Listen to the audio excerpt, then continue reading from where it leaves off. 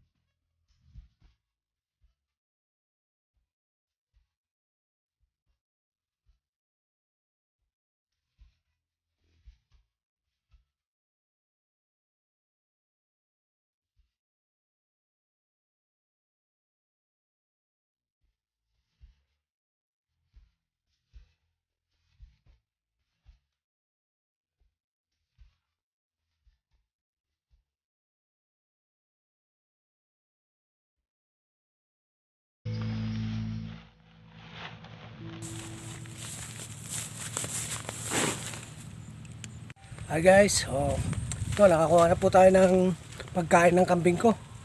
Uwi na po at pakainin na po natin sila. Samahan nyo ako na naglalakad. At saka ang init sobra, tagaktak na po yung pawis ko. Ganyan talaga kung talagang hindi mo naman sila alagaan, hindi naman natin wala. Pag hindi mo naman kukunan ng pagkain nila, dati hindi na sila mabubuhay din, kawawa naman sila.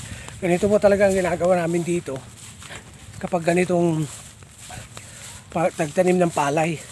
Walang pagpasulan kasi puro palay lahat. Kaya tiyaga lang sa paggagapas ng damo. At saka kahit sobrang init, okay lang. Mas importante, mapakain mo din yung mga alaga mo, okay na. Guys, so, samahan nyo ako sa sangar. Papakainin na po natin itong mga alaga natin kambing. Dito po sila, ayan po. Yan po na natin ang pagkain nila. Ito si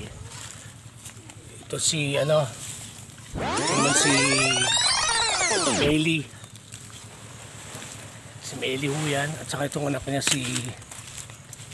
ito yung anak niya si Kaylee. Ayan guys. Ito naman si Jolie guys, si Jolie guys, yan. Jolie.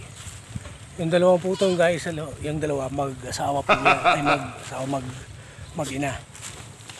Sa ito si Feli po guys, Feli. Papakainin na po natin si Feli. Ito po si Feli guys. Si Feli. Saka guys, ito yung anak niya. Kelly, isa po yan, anak po ni Peli. Yan po yung mga kambing ko guys. Sayang, papakainin po natin sila. Yan sila. Sige po, maraming salamat po at sa muli po natin pagkikita ulit at sana po lagi po kayong sumusubaybay sa aking vlog. Maraming salamat po and God bless. God bless po.